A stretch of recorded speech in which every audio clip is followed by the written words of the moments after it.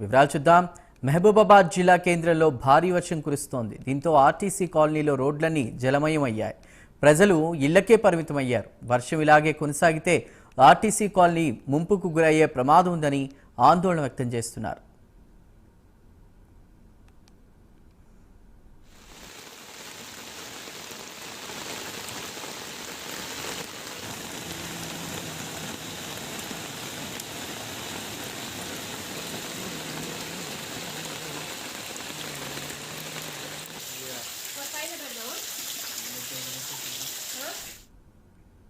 దీనిపై మరింత సమాచారాన్ని మా ప్రతినిధి తిరుపతి అందిస్తారు. తిరుపతి, ఇళ్లకే పరిమితమైనట్టు తెలుస్తుంది ప్రజలు. మహబూబాబాద్ జిల్లా ఆ కేంద్రంలో కూడా వర్షం నమోదవుతున్నట్టు తెలుస్తుంది భారీగా. పూర్తి వివరాలేంటి?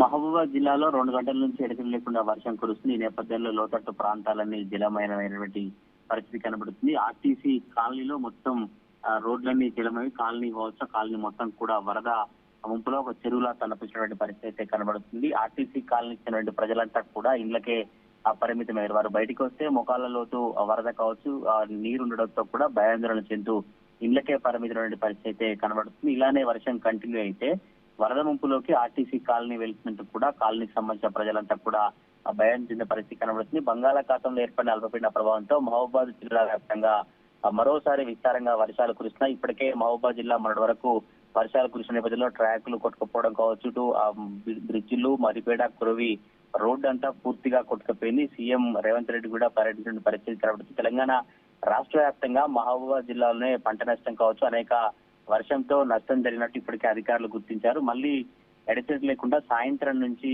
ఆ వర్షం కురుస్తున్న నేపథ్యంలోనే టౌన్ మొత్తం కూడా ఎక్కడైతే లోతట్టు ప్రాంతాలు ఉంటాయో ఆ ప్రాంతాలన్నీ కూడా చెరువులో తలపించిన పరిస్థితి అయితే కనబడుతుంది. మహబూబాబాద్ టౌన్ లోని ప్రధానంగా ఆర్టీసీ కాలనీ పూర్తిగా జలమయమైంది. రోడ్లన్నీ కావచ్చు, ఇళ్లలోకి మొత్తం కూడా నీరు వెళ్ళిన పరిస్థితి కనబడుతుంది. ఇళ్లలో ఉన్నటువంటి సామాను కావచ్చు, మిగతా నిత్యావసర సంబంధించిన వస్తువులన్నీ కూడా తడిసిపోయినట్టు కాలనీ వాసులు అభిప్రాయం చేసిన పరిస్థితి కనబడుతుంది. ఇలానే వర్షం నిర్విరామంగా కురిస్తే అసలు కాలనీ పరిస్థితి ఏ విధంగా ఉంటుంది? ఇప్పటికే మోకాళ్ళలోకి పైకి వరద వచ్చింది. ఇంకా ఇలానే రాత్రంతా కావచ్చు, ఇలానే ఇంకో 2 hours వర్షం కంటిన్యూ అయితే కాలనీలో ఎటువంటి పరిస్థితి ఉంటుంది? కాలనీ అంతా కూడా ప్రజలను బయటికి తరలించాలా? మొత్తం ఇళ్లలో ఎటువంటి సిచ్యువేషన్ కూడా కాలనీకి సంబంధించినటువంటి వాసులు అభిప్రాయం వ్యక్తం చేసే పరిస్థితి కనబడుతోంది. మహబూబాబాద్ జిల్లా వ్యాప్తంగా గత కొద్ది రోజులుగా వర్షాలు కురుస్తున్నటువంటి నేపథ్యంలోనే పంట నష్టం కావచ్చు, ఇటు రోడ్డు కొట్టుకుపోయినటువంటి పరిస్థితులు కావచ్చు, అనేక తండాల గ్రామాలకు రాకపోకలు నిలిచిపోయినటువంటి ఆ పరిస్థితులను మనం చూస్తాం. ఇప్పుడు సాయంత్రం నుంచి కురుస్తున్నటువంటి భారీ వర్షం నేపథ్యంలో ఆర్టీసీ కాలనీ కావచ్చు, లోతట్టి ప్రాంతాలన్నీ కూడా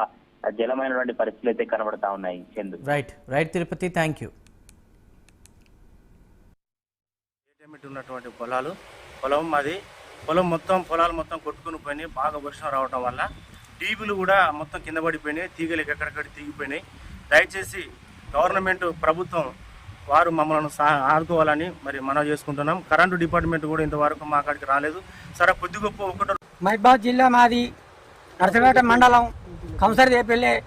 మేము కరెంటు స్తంభాలు కూలిపోయినాయి.